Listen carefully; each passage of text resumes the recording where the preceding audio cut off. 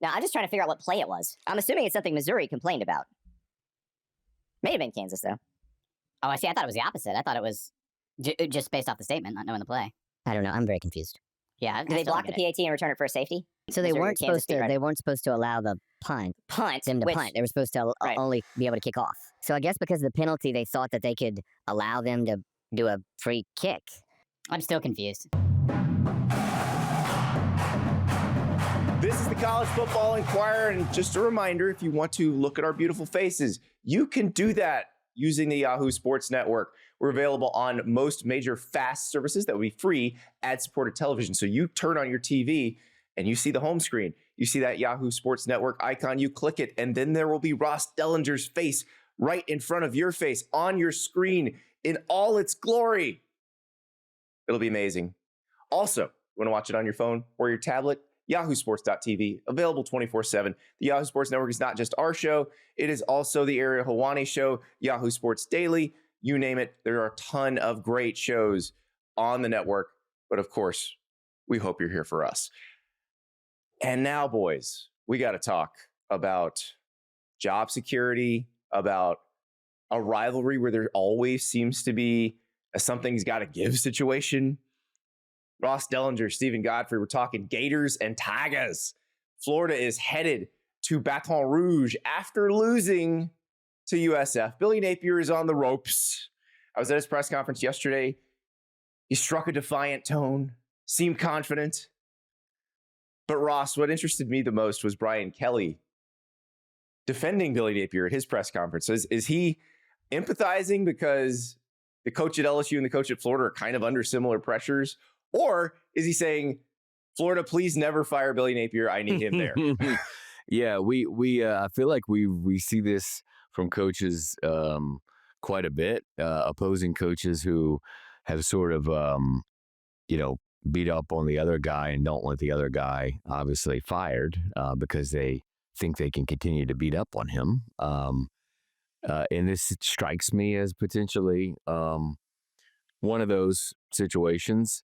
But there's something else at play here that I think like the casual, like we know, but the casual fan maybe doesn't as much, as these coaches are all friends. I mean, some of them are enemies, I guess, but they all know each other really well. They all gather at conference meetings. They're on calls once every, few weeks or so with their league. I mean, they some of them have worked for each other. I mean, so they do know each other. So there's sort of that aspect of it, right? Coaches will stick up for coaches. I mean, we've seen that, but you do wonder if this is a little like Brian Kelly, and I can't remember. I think it was Brian Kelly who did this about another coach who eventually was fired, like either last year or the year before. I feel like BK has done this quite a bit, right? He sticks up for the coaches and always publicly, maybe because, he'd like to keep playing them instead of somebody else who might be tougher competition. I always love the public camaraderie bit, and like we hear more and more about this in the recent years. Like Lane Kiffin's got a group text, right, with Kirby and some other guys, and like, oh, we're all pals. All three of us under oath could testify that the moment there's blood in the water at a program, the first phone calls you usually get are other coaches saying, "Hey, you think that's you think that job's gonna open? What are you hearing? What are you hearing? Hey, man, what's going on? How you been? How you kids? Yes. Anyway, is that job gonna open? Yeah. How you been? How you kids is the best one because when I'll tell you when Florida lost to Texas A&M last year, my phone just lit up with people I hadn't talked to in years. Yeah, I always like that one. Yeah. How old's your oldest? What grade's he in? Exactly. Okay. So look, no, I don't buy anything. I don't take this as genuine from Brian Kelly, but it's not just because it's Brian Kelly. I wouldn't take this as genuine from anybody because there is, Ross, I think, yes, they are friends. They're acquaintances. Some are respectful colleagues, but every single one of them is ready to jam a 16-inch blade in the back of the other one as soon as they can get a chance. Well, it's interesting. Napier is well liked among other coaches, but that also probably is because he hasn't started winning a bunch. If he won a bunch, he'd stop being so well liked. Like I think Kirby Smart was well liked when he was a defensive coordinator and not so well liked now. I was about to say, describing guy, a head coach as well liked usually means that he's sub 500 in conference play. Well, here's what Brian Kelly said. He said, it's craziness. He got asked about Billy's situation. He said he's a really good football coach. He knows his team. He knows what their strengths and weaknesses are. You can see it on film. He's building a culture that is fit to his eye in terms of what he wants to do. He's doing it his way. That's awesome. And interestingly, so I had a friend who covers LSU tell me that they think this is the first time that Brian Kelly has ever publicly acknowledged Ed Orgeron by name in a press conference. Ross, I was going to ask you about this. I didn't see. Here's what he said. Yeah. He said, look, I came in here, and when Ed was here, he won a national championship, but he did it his way. It was his way, and that's fine. There's nothing wrong with that. That's the way it went. They wanted to make a change. I do it my way. It takes time. It takes time to put in your philosophy and the way you like to do things. I do them a lot different than Ed does, but he still won. They asked for a change. Good God I Almighty. came, and it takes time to make that change. This is where he gets into Billy. He says, and it's the same thing as Billy. Billy has come in after 2 or 3 other head coaches that changed the way the other coaches did it. Now he's starting to stabilize that program. People talk about it whatever they want. It's crazy. It takes you what it takes, and he will get that thing where he wants it. So, well, first of all, boy, we talk about sort of a backhand there a little bit. Right. The word his is doing a lot of work. Take time to build the national mine. championship aside. That's let's talk, and not to sit here and defend Ed Orgeron, but I mean, it did take year 3. Like there was a build up at LSU. I don't. Now the bottom sort of fell out after year 3, as we all know. Brian, but we could argue that Brian Kelly won the SEC West and beat Alabama in his first year, which is his most successful year to this point. Right. That's a good point. Ed Orgeron recruits. Yeah, that's a very good point. There's a lot of ways you could look at. First off, the word "his" that pronoun has never done more work in its life than the context of saying "his way." I was shocked. The first thing I recognized when I read that was I didn't think that he had ever said the word Ed or Orgeron. So so I'm guessing that is correct. Like they just acted like nothing before had ever occurred. I mean that alone is fascinating. I'm curious so it's never what they're saying, guys. We know this, right? So if you're listening to this and you're just a fan, like it's never the statement given. There's always a purpose behind it if you are a savvy head coach. And I would include Brian Kelly as a very savvy head coach at times. So I'm curious why now? And what is he getting at acknowledging the past and what, like, he can go into a bit of business for Billy and say, hey, you guys are being too hard. I think Brian has become a little bit more cognizant of trying to humanize his public persona.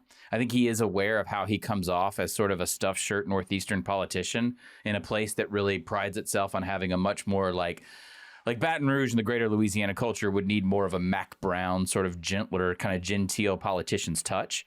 I think that's part of it. Wait, I think they did okay with a Cajun defensive line coach. No doubt. No, this is where I'm going. It's fascinating that they bring up Ed but Kelly exists as an answer to or a rebuke to Ed Orgeron. The leadership at LSU changed underneath Ed Orgeron right after that national title, and to say that the new leadership at LSU and Ed Orgeron were never on the same page would be a gross understatement. Okay. And the power brokers around the program, Ross, you can speak to this. There's always been an identity crisis at LSU since Nick Saban decided to come back to college football in the winter of 2006. They always wanted to have, if they couldn't have Saban back, they wanted an answer to Saban. They wanted a Saban of their own. They wanted a statesman. They wanted a politician. They wanted a CEO. Ed, for his amazing 2019 national title, and we're talking about one of the best teams in college football history, was none of those things. Andy, he was colloquial, he was fun, he was a cartoon character at times, and yeah, he did yield one of the best teams in history, but there was also an inconsistency. So it's fascinating for me to Brian Kelly would acknowledge the past right now because he hasn't gone to a national championship, he hasn't won the Southeastern Conference, he hasn't done any of these things yet. I kind of thought he would stay quiet about all this and start to sort of contextualize his time at LSU once he'd won more significant games. Yeah, well, you nailed it, right? They sort of when they fired Ed, and you see this a lot in coaching when you get rid of one type of coach, right? it's a pivot to a complete different type of coach. And certainly Brian and Ed can't be any more different in a lot of ways. So that's for sure sort of like the avenue they went down is something very opposite. And, I think to go back to, what our original point was, which was talking about Florida and LSU, is I will say that and we talked about like the conference schedule, the SEC conference schedule quite a bit, and like what's coming with the new schedule. And this game is like always dripping with something, some drama and some unexpected happening. This is just like the latest, right, kind of thing is like Napier enters on this hot seat. Napier, who many LSU fans wanted the LSU administration to hire. Napier, who saved, he was already told he was coming back. There's a lot of Florida people who will swear up and down that the administration didn't necessarily mean that 1,000,000% when they said it the week of the Texas game last year, which was before the LSU game. But no matter what you think about that, him beating LSU and then subsequently beating Ole Miss last year solidified him, allowed him to not be forced into hiring a play calling offensive coordinator, produced all the optimism that you saw this offseason. So there's that piece of it. And as Ross mentioned, this series is banana land. You have 2020. Dan Mullen is like, oh, we're going to kill the LSU team that has 42 players because of COVID making the trip. We're not going to play Kyle Pitts. And the game is a weird slog. There's a fog you can't see through. Marco Wilson throws the tight end shoe. The kicker hits a 50-yarder where he couldn't even see the goalposts to win the game. Yeah. Like it was, you said that. You have the situation in 2016 where there was a hurricane coming to Gainesville. That was my favorite. And then Joe Oliva and Jeremy Foley, the athletic directors, played a game of chicken, and never play a game of chicken with a man who is already retired. So Jeremy Foley was on his way out. He'd already announced his intention to retire. Yeah. Florida was, I think, maybe had already hired Scott Strickland or was about to hire Scott Strickland as his replacement. So he didn't care one bit what happened after that. So he just played chicken in the SEC off. Like Greg Sankey had to deal with these two screaming at each other over the hurricane situation because they're like, we're not playing the game. There's a hurricane. And LSU's like, well, then we're not going to Gainesville on a different week this season. The compromise was they put the game in Baton Rouge, and LSU was probably better than Florida at this time. Yeah.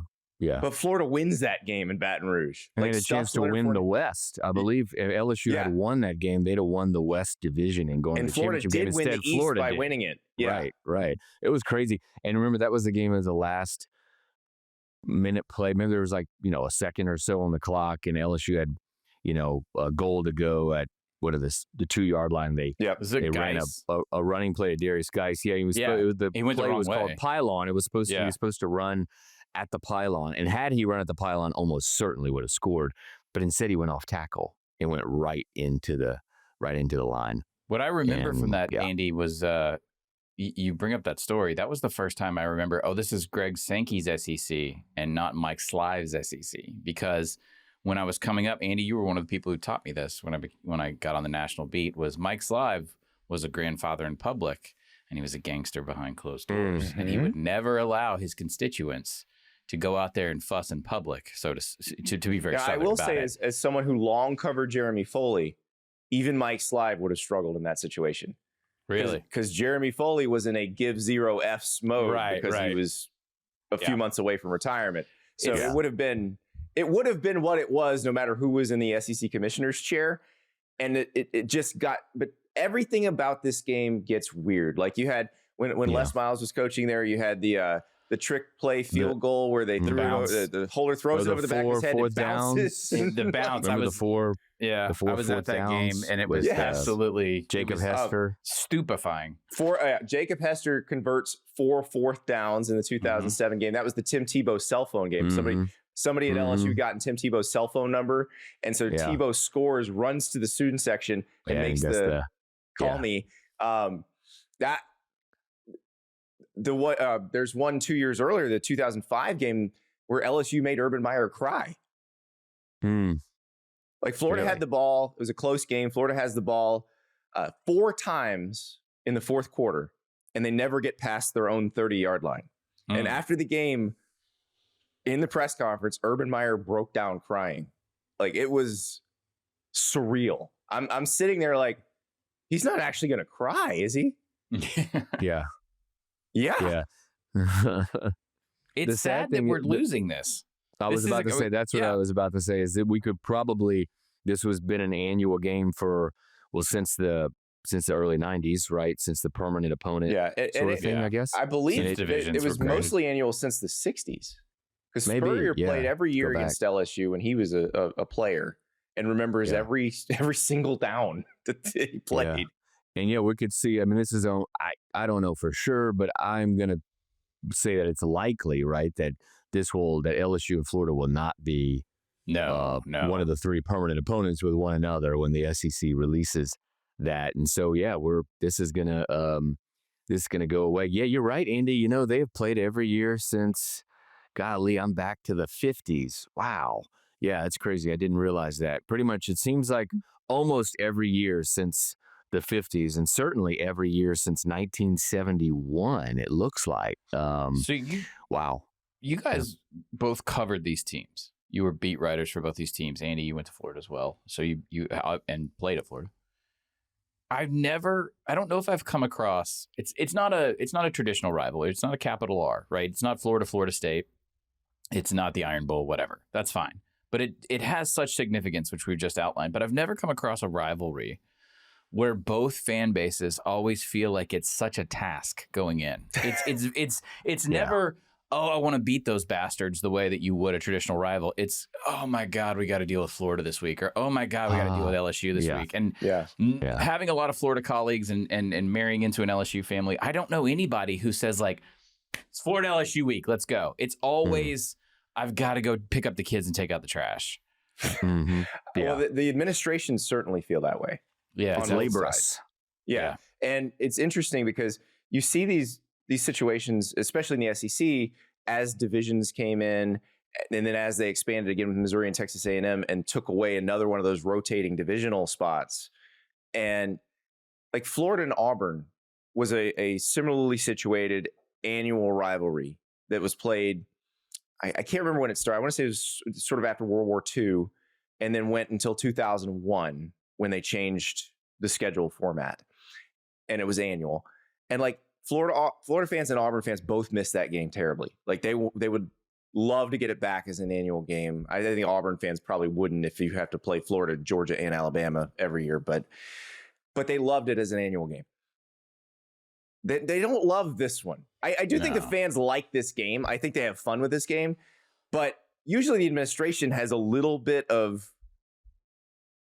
affection for something like this, and neither administration has any affection whatsoever for this game. They're like, twice every 4 years? Fine. I think it's, you know what this rivalry is? It's the internet's rivalry. And it comes on in the aughts where a lot of these games have incredibly unique endings. And it sort of dawns in the blog age. And I think about my friends back at Every Day Should Be Saturday. This was the game that kind of defined the blog era, which was that casual viewers couldn't get enough of this. But it was such a crucible for both programs as they were going in and out of national title contention that, like, when it goes away, and it is going to, I think it will be mourned more by people who never went to either university or don't care whatsoever. And I have a hard time thinking of another game like that in college football. The question is for the permanent opponent stuff, like, would LSU and its fans rather play what I think will be one of its permanent opponents, Alabama, than Florida? I think that LSU, Ross, and maybe you can back this up. Here's my experience with LSU. It's the most generationally defined, meaning that if you ask someone in their 20s, 30s, 40s, 50s, or 60s, they're going to say, I hate X the most, and X is different by the decade. Yeah. And having gone to the University of Mississippi, I would run into people in their 70s back in the aughts who are like, oh, we hate you bastards. And then like people in their 20s at LSU were like, I don't care. What beating y'all is like beating Vanderbilt, right?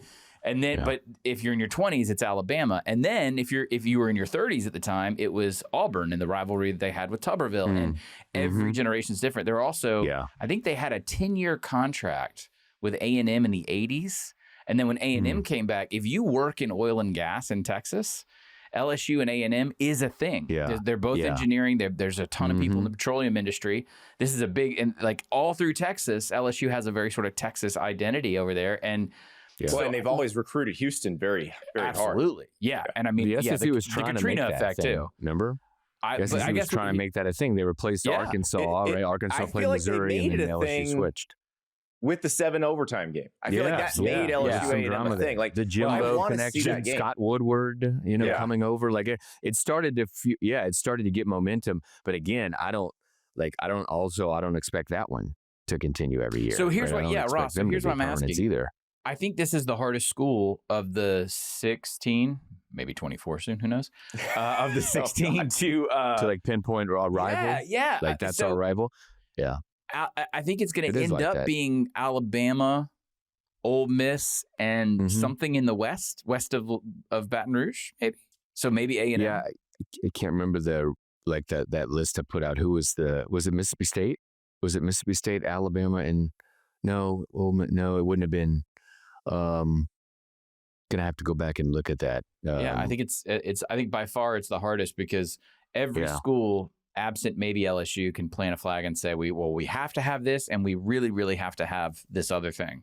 And I just think by dint of I would argue that the state of Louisiana is its own rival in so many different ways, but it's kind of that's emblematic at LSU where it's not one thing, it's not one school, and it never really has been.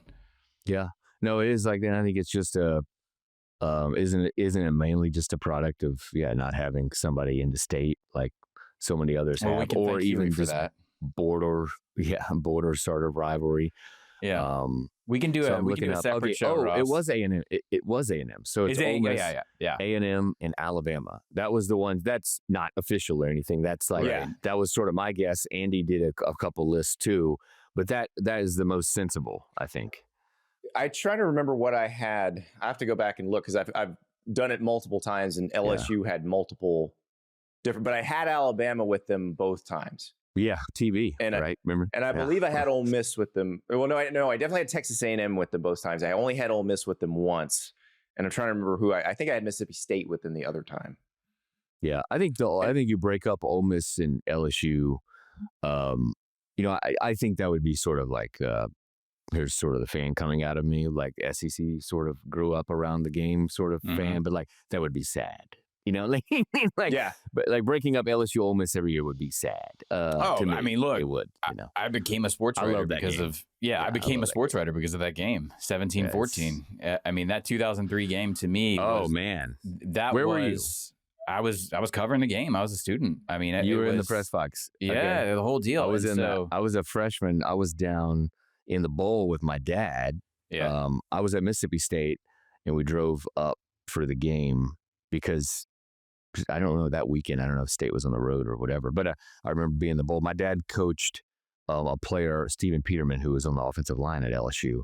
So we went to a lot of games that year, and I was in the bowl. And it's still to this day, maybe, I don't know, the most like intense sort of final minutes of a game, that I can just, it was just incredible. Yeah. That game Great rivalry. Yeah, that game unlocked the ability to talk about anything in the world, economics, race, whatever, and everyone cares about football. You can tell any story if you tell it through football, at least in that part of the country. Enjoy Saturday night in Death Valley because it's probably twice every 4 years after this. Yeah. And Billy Napier needs to win it.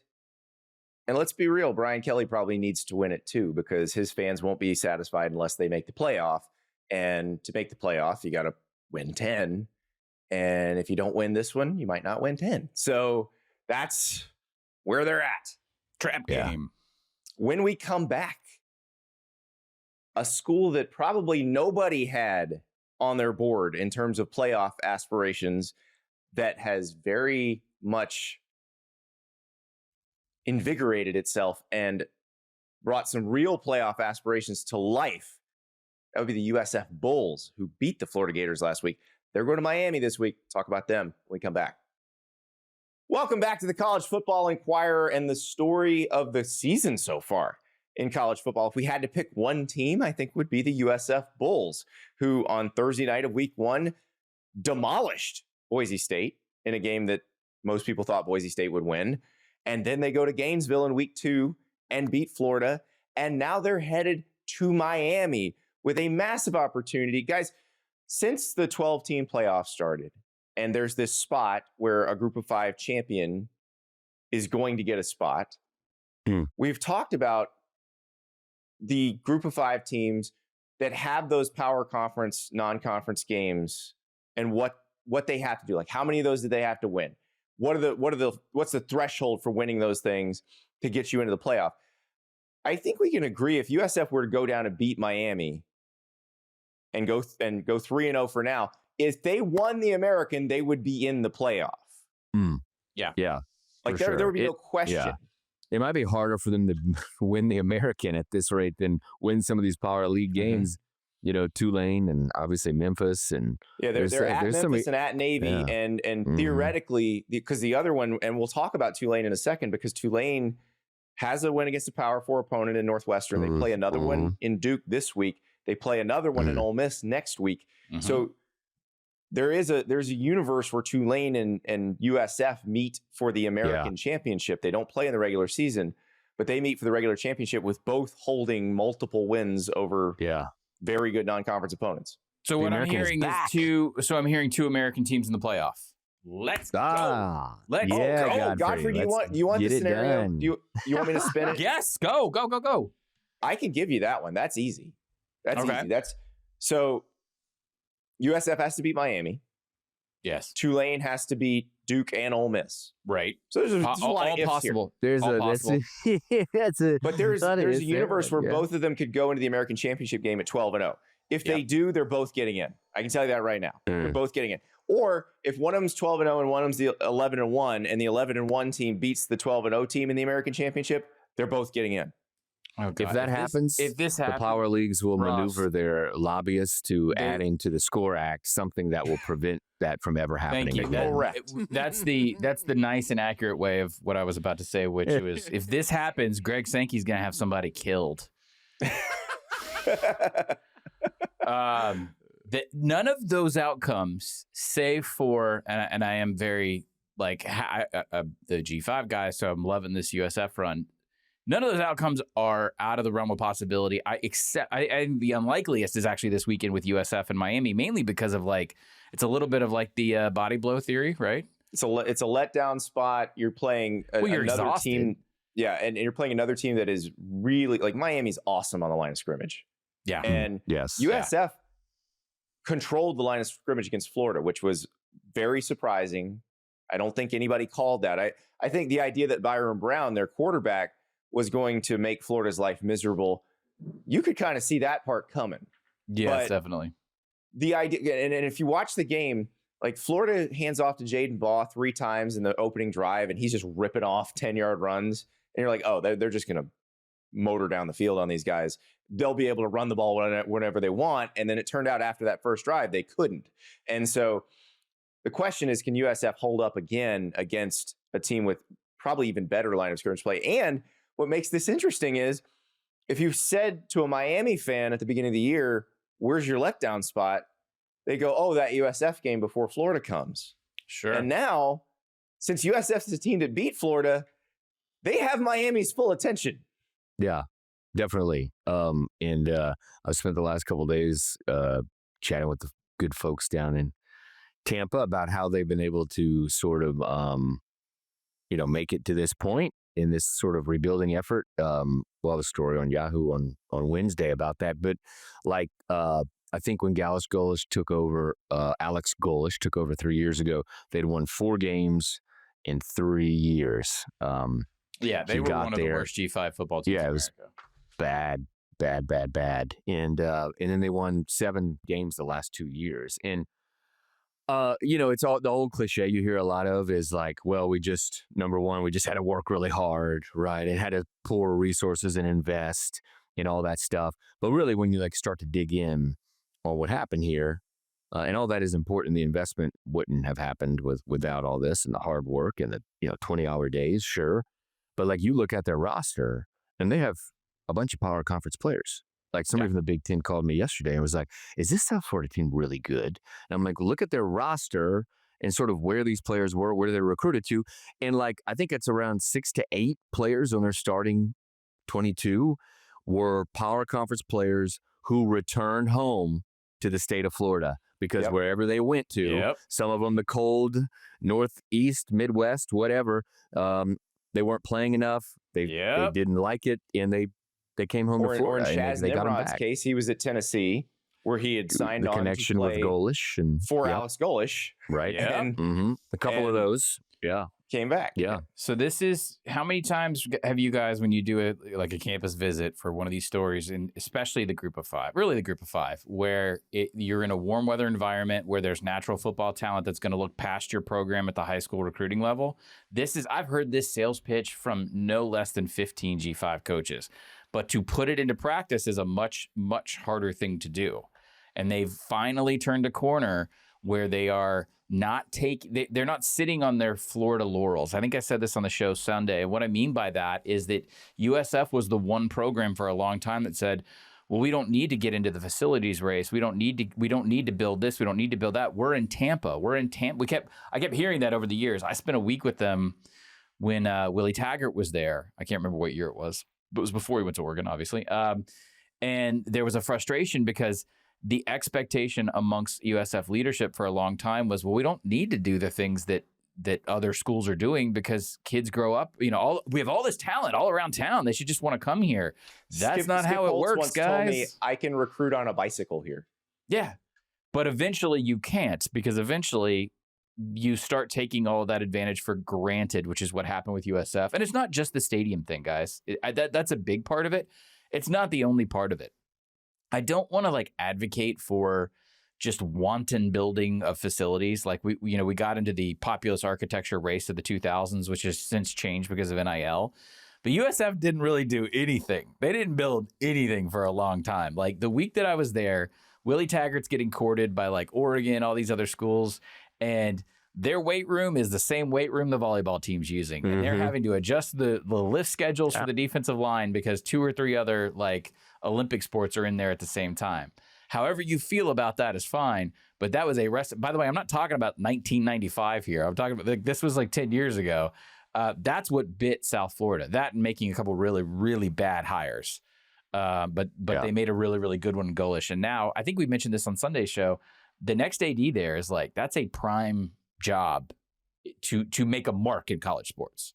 Yeah, for sure. I think most people would say it's the best positioned short of G6 program. And they're spending it. I have some figures sort of in my story on Wednesday, but maybe outside of Memphis, they're spending more than anybody, right, at the G6 level. And we got to always remember that the Memphis guys have the that fun FedEx money to play around with, so they're a little different. It's a little difference maker for them. USF has an incredible cancer center, but they don't have the level of alumni or it's a young school. That's the other thing. And the program's what is the program? 30 years old, 29, 28 years old. The first recruiting class was actually the year I graduated high school in 1996. One of my did you get recruited? Come on! I wasn't good enough. I wasn't good enough to get recruited by them. One of my high school teammates signed with them in their first class. So, but that was Jim Levitt, who has been in the news a little bit lately too. We won't talk about that. But I always thought that they were kind of on the verge. One of the great bag fumbles of all time was their decision when they were in the Big East to blockade UCF from the Big East. Because, some rivals treat each other cordially, like Virginia and Virginia Tech always look out for each other. like USF and UCF never looked out for one another. It was always adversarial. And Judy Genshaft, the old president at USF, she was instrumental in blocking UCF at every turn from trying to move up in the conference pecking order. And the UCF people just wanted to destroy that program, and they've tried to. And and UCF, as you see, has achieved a lot more. Like you go back to 2007, USF, remember they beat West Virginia on a Friday night, and they ascend to number 2 in the country. But this is when the Big East is kind of loaded. It's got Louisville and Rutgers, and West Virginia is good, and USF is Leavitt's got USF rolling. But they never could do it again. They never could ascend again. And the last time they were really good was Charlie Strong's first year when he was working with a lot of the Willie Taggart players. Quentin Flowers was the quarterback. The USF-UCF game, the War on I-4 at the Bounce House in Orlando, Black Friday 2017, still one of the best, 2017, still one of the best games I've ever seen in my life. So, Andy, do you know the backstory on that? That game was, so I was embedded at USF for the previous I-4, and Frost and Taggart got spicy with one another over, I think Willie was kind of running up a score maybe in the fourth quarter. That was the first time I remember like really understanding how much these programs did not like one another. And that there was, and this is also personal with them, not just the coaches, like all the way up to the president's offices. Yeah, and also Taggart said, it was off the record at the time, but I'm sure I can say this now. They were watching tape on that first year of Frost at UCF, and they were shocked at the game 1 versus like game 10 improvement of how bad they were, and then how good they got down the stretch. Of course, the next year they started to blow up. I want to push back on one thing, and I never do this because money is the answer to every question in college sports. Even with FedEx, I think that if I had to pick a job right now as a coach or an admin or just something in the college football world, I think I'm choosing USF over Memphis, and I think most of the industry would agree with me, and that might be because of some of the Memphis problems that have gone on recently. I think there's more momentum. I think there's more attention towards USF. I also think this is a city of Tampa versus city of Memphis. Yeah, that's debate. probably more so. Yeah. Yeah. Right. Yeah. Right. And we saw that in conference realignment, right? Godfrey, we saw, I mean, Memphis tried to pay $200 million to get in the league and they rebuffed that. In South Florida 3 years ago, they picked UCF over South Florida. The Big 12 did. And that was like a motivating, it's part of my story. Like that was obviously a big like lit the fire sort of moment for people at South Florida, including Will Weatherford, the board chair. And I think whose brother Drew I covered in high school at Atlanta Lakes. Yeah, and is a board member at Florida State. I played quarterback at Florida State. Yeah, well, of course. Yeah. And both in private equity. USF, I believe. I believe Will played for USF. No, he did not go to USF. Oh, no, that's right. He did. Yep. He went somewhere else, but that was his congressional district, I think, when he was a state senator, maybe? That's what it was. That? Will played, I believe he might have played at Jacksonville University or one of those places. That's it, Jacksonville. Yep. Yeah. So, but yeah, it's like, so Golesh told me when he took over, they had, the team had like a 2.2 GPA, had no uniform, like regular meal schedule, had a shared training room. Godfrey talked about like the shared weight room and all that stuff. Yeah. Didn't have very many academic counselors. They flew sort of on an off-brand airline to games that sometimes the plane wouldn't have air conditioner. There was all these things, and he got there, and obviously he started, changing that in changing the sort of the student athlete experience, if you will, to use an NCAA term. And it's kind of been a slow build to here. I think it's been a lot of different things, the investment and changing the sort of the athletes and how they experience the school and going out and getting good players. As Andrew Warsaw is the general manager there, he was at Tennessee with Golesh, and he told me that you don't win games with schematics, right? You win games with players, and we all know that. It's the Jimmies and Joes, and that's with salad. You don't win games with scheme. That's the most important thing. So they went out and got that, and a lot of it is being, Godfrey, you mentioned, like being there, being in Tampa, players coming back home, near home at least, to Florida to sunny, beautiful Tampa in playing. Well, and I think Golesh has done a really good job. I mentioned this on the show the other night. I put Alex Golesh on a list of Group of 5 head coaches who will get interest from Power 4 jobs this offseason. Yeah. And I got a lot of pushback from that, from people in the industry. I did. And I said, guys, do you not understand how difficult it is to win 7 games at USF? And he's already done that twice. And one of those years his quarterback was hurt. So what happens if he has a healthy quarterback all year? What's that going to look like? That's shocking to me. And by the way, you bring a really good point. I want to I think USF's great. I will cheerlead on any G5 Cinderella story. I am worried because the backup quarterback who played last year, Archie, left in the spring because he was drafted by the Reds. So it's another situation where Brown has to be healthy all year. That shocks me, Andy, because doing all the rounds of phone calls over the summer, and we've kind of changed the calculus on what we're looking for from a P2 coach, and it feels like the world of G5, 6, 7, whatever we're calling it, coaching and power coaching is very different now. But the requirement that I was told by all the big agents and agencies was you can come up from the American, like we did so many times in the 2010s, but you have to have P2 experience as well. And Golesh has that. We talked about this on Sunday. Golesh was a driving factor in the rejuvenation of Tennessee football. He understands the SEC. He understands how that machine works. So, yeah, dude, I'm kind of floored to hear that because everyone I've talked to, I was shocked too. I was like, guys, like, what that are we doesn't make talking sense about here? Did you not see what's happened since 2018 there? What does he lack on his resume would be my pushback there. Well, it's more like they're saying, well, he's not winning against really good teams and he's not, what? Nobody won any games there. Right. Like, 4 in 3 years. You have to understand degree of difficulty.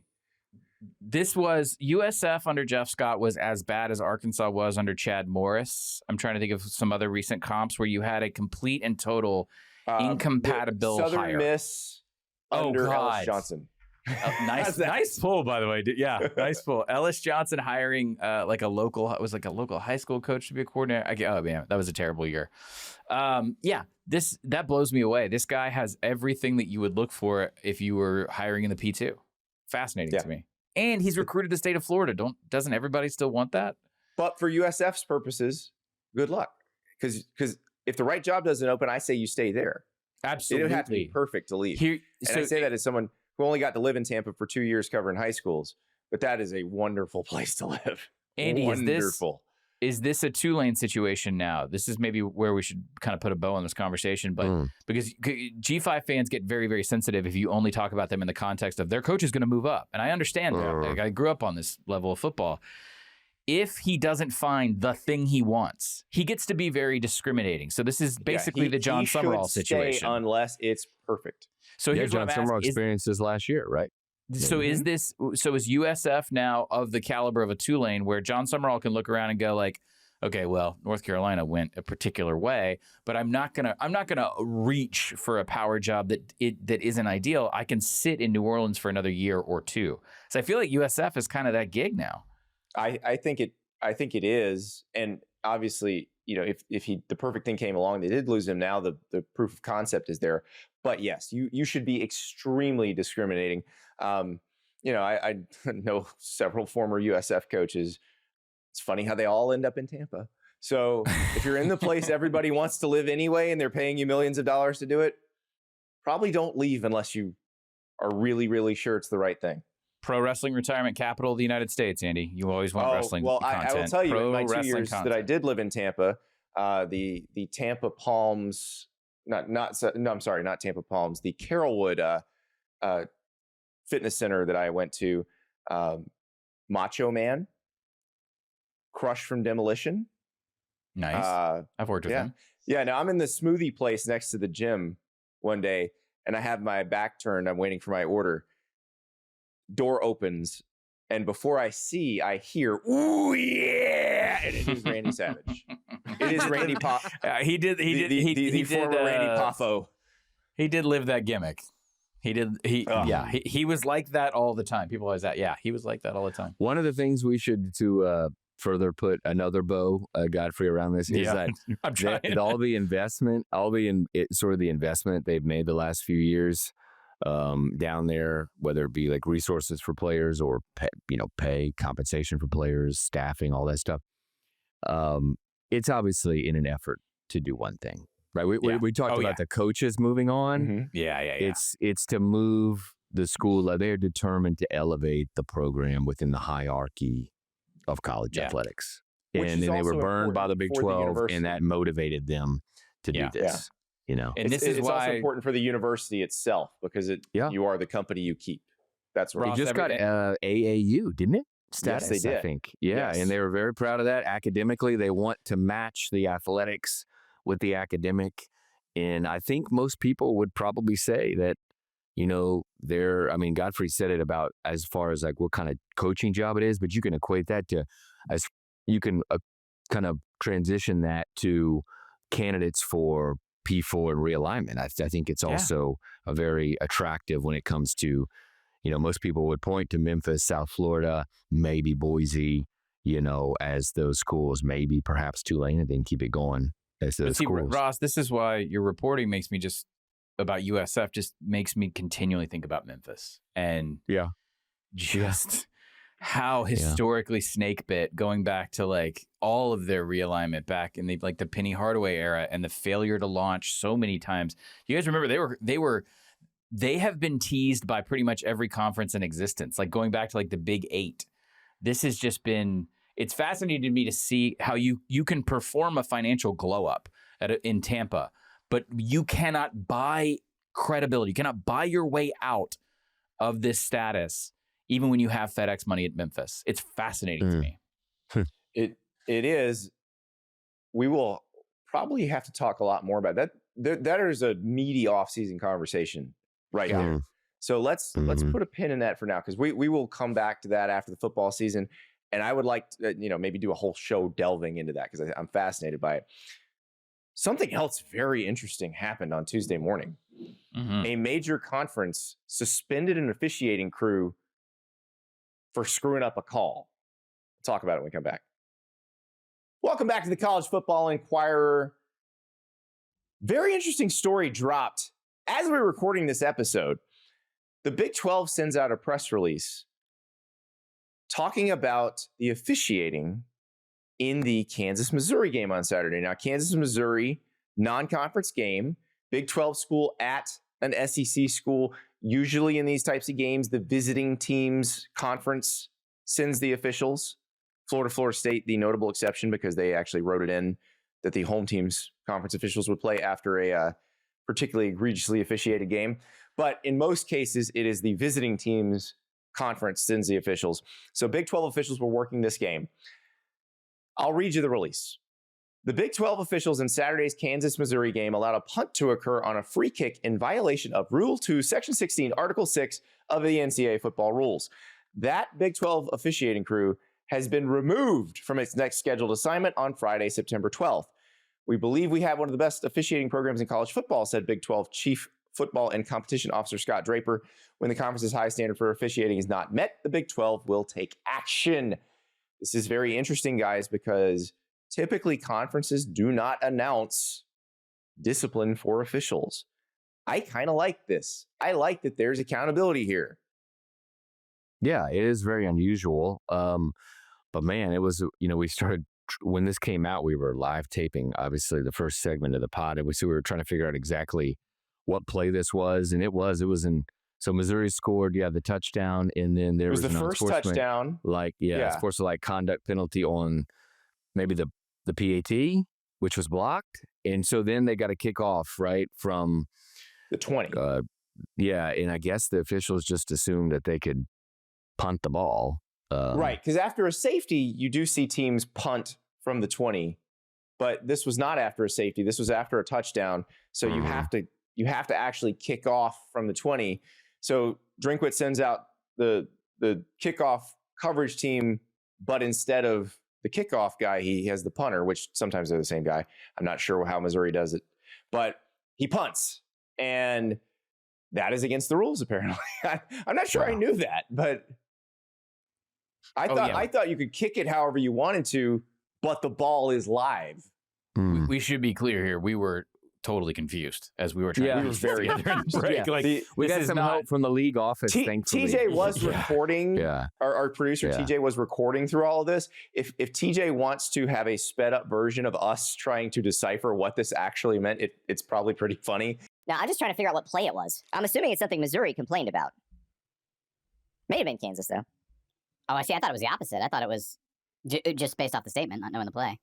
After Missouri's first touchdown, when Missouri was flagged for an unsportsmanlike conduct penalty. Mm-hmm. That's when it happened. That's when it was. So it was a free kick because of the unsportsmanlike. Oh. Okay. So. I don't know. I'm very confused. Yeah. Did they block the PAT and return it for a safety? So they weren't supposed to. They weren't supposed to allow the punt. Them to punt. They were supposed to only be able to kick off. Yeah. But they allowed a punt. Why the hell in did the they do NFL, that? you usually see the team punt after a safety, but maybe that's not legal in college. But this wasn't after the safety. Oh, it wasn't after the safety. No, they're telling me it was after Missouri's first TD. So I guess because of the penalty, they thought that they could allow them to do a free kick, like a punt. Oh, because they were probably going from the 20. Correct. Right. So they did a punt. They probably did a punt like they would after a safety. I'm still confused. Okay, maybe my brain is just broken by the public posture part of this industry. We speculated, and I'll be the one that throws this out there, that this was less about one violation of a sort of very obscure rule and more, we think, potentially about this is a way of slapping down an officiating crew who it seems like called a bad game overall or was sloppy or was inconsistent. That might be a working theory. Can I share a text from a Missouri employee? Now, mind you, Missouri won the game. Maybe the poorest officiating game I have ever seen. It was brutal all the way around. Okay. If that's the case, I'm fine with this, and I might applaud it. Now, I also want to transition into our new segment title. You guys ready? I expect like a little jingle on this. Our producer, maybe we get a little over third. That's our Your Mark. I generally like the antics of one Brett Yormark because he brings a lot of sort of like, let's call it wit and verve to the commissioner position where he's not just some sort of like also meticulously tailored suits. Oh, dude, the fashion is, look, it's not what you would expect from that position it's in this industry. I'll say it in a sort of backhanded way. Brett Yormark, not afraid of a microphone, not afraid of a profile or 75. Does a lot of things differently on purpose. We've talked about this before. The Big 12 has to think differently by design in order to keep pace with the Power 2. They also need a lot of money, which is why they do everything differently. I think I like this. I think this is a fun piece of transparency. You know what, guys? This reminds me of like Dion turning the cameras on for the team meetings. And at first we were kind of like, how could you do that? But in actuality, he was just doing the thing that people wanted, that level of transparency. And he was showing what the actual process was like. This has a similar feel to it. I don't mind this at all. So this has happened before in public. I knew there was one from the Urban Meyer era at Florida. Okay. They suspended the crew that worked the Florida-Arkansas game that year, and they announced the suspension and everything. It was that. At that point, that crew had two really controversial calls in different games. It was Mark Hurlis's crew, which I've had operations directors curse that name a few times, but they do that for all the referees. So I don't want to slander Mark there, but this is not unheard of. But I thought it was interesting because when I tweeted out the news, all the replies were people tagging Greg Sankey. Why don't you do this? Why don't you do this? Why don't you do this? Why don't you do this? This I did a story for SB Nation where I spent a day at the Pac-12 officiating center, and that was sort of like, I mean, I kind of knew what I was getting into. Why they were offering the access was because the Pac-12 was notorious for being less than reliable in its officiating. But Pac-12 refs was a hashtag for the longest time. And the idea was I was in the Pac-12 Nerve Center where basically every play goes to review and they have everybody at the terminals, that kind of stuff. We did it for like 13 hours one day or something crazy. And it was really interesting, great, wrote the piece. And that was sort of the Pac-12 trying to go public with the idea of like, hey, officiating's really hard. Looking back, like I didn't pull any punches, but also it didn't really change the conversation. This is flat out a commissioner coming out and saying, do you want a head? Do you want a scalp? Here's one. And I think that actually might be the way to build more trust in the process is a public punishment of the officiating crews. Well, and I've talked to commissioners about this, and I'm sure you guys have too. They have to walk a fine line here because they need the thing that is most important. We're going to talk about all the stuff in Congress on Thursday's show. We're going to talk about NIL and how the sport is structured, all that. None of that matters as much as the audience knowing the games aren't rigged. And that is the most important thing any sports league has to pay attention to. No, the audience has to know that the games are fair and on the up and up. And I think most people understand that. Most people believe that. Most people understand that the job of an official is extremely hard. Like the SEC let a bunch of us help officiate the Georgia spring game in 2019. It was highly educational. I learned so much that day. And I knew it was a hard job.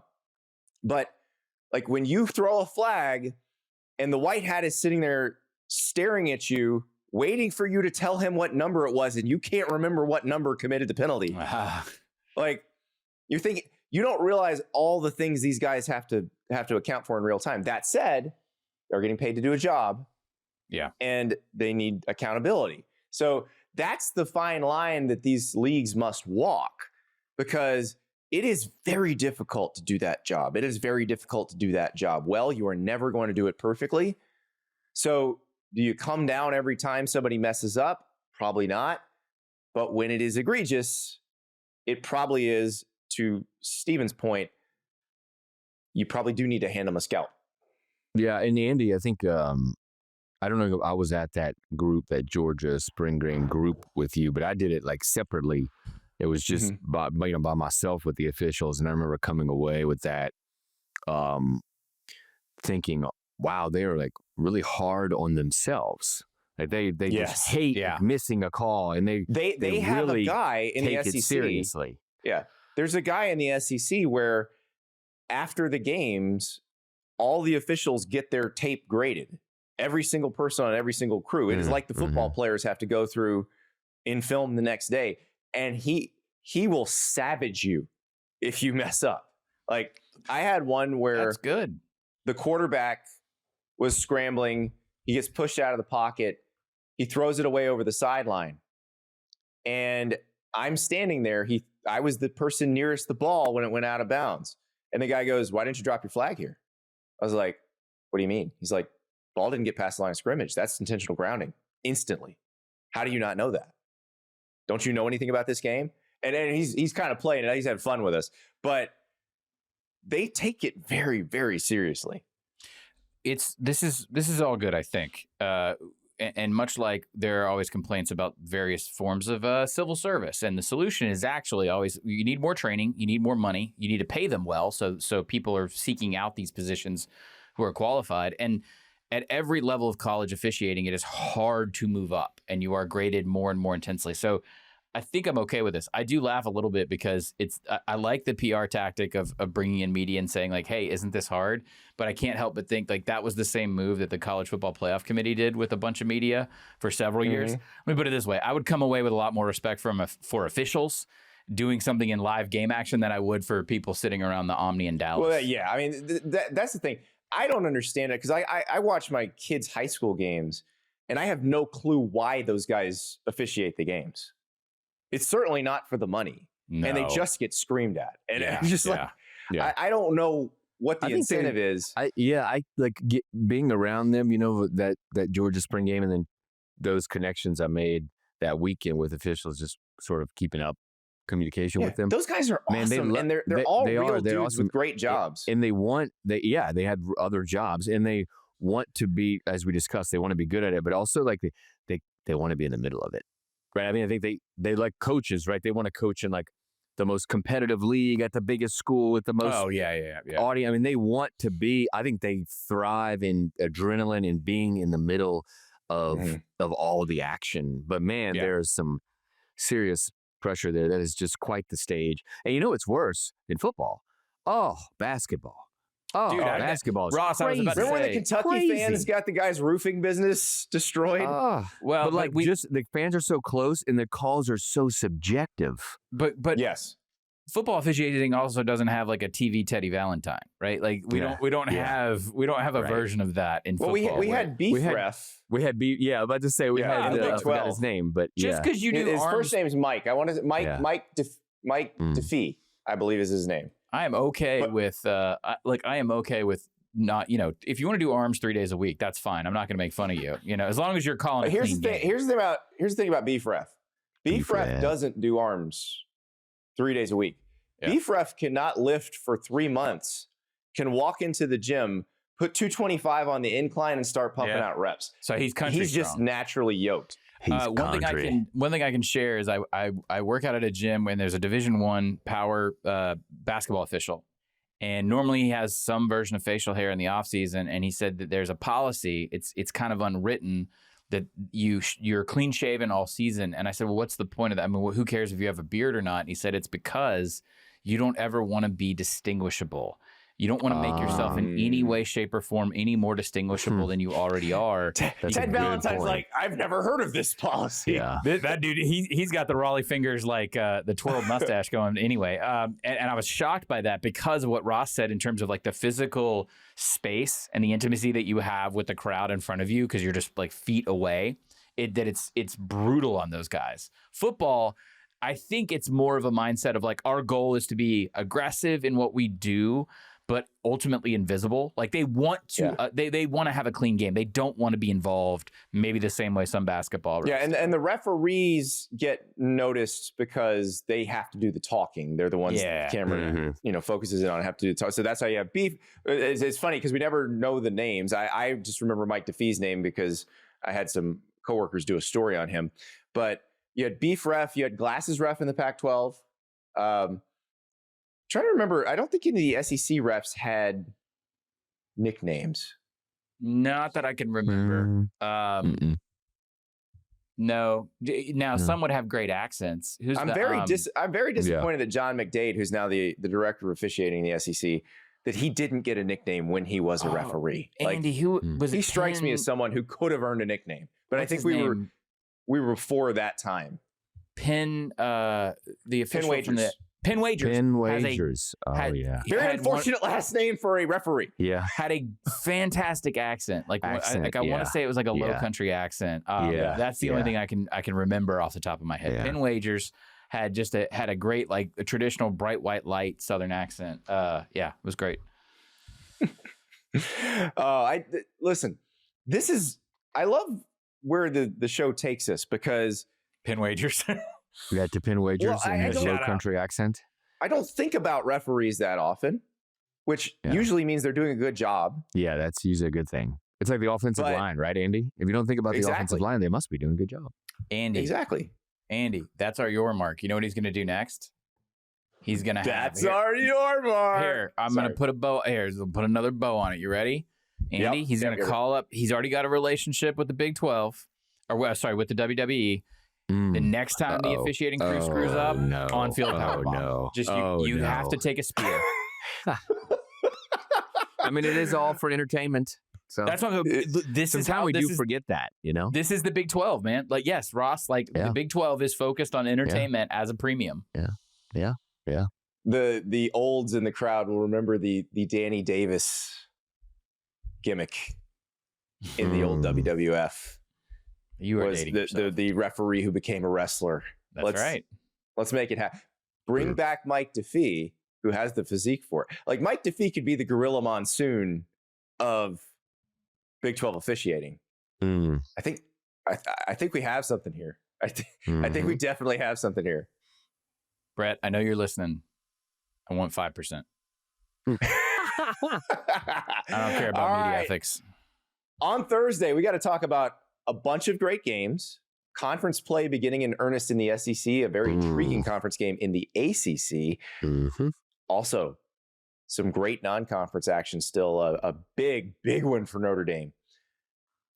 We'll have Ross's Congressional Minute, which I am fairly certain is going to take more than a minute, but I'm going to go more than a minute this anyway. time. Yeah.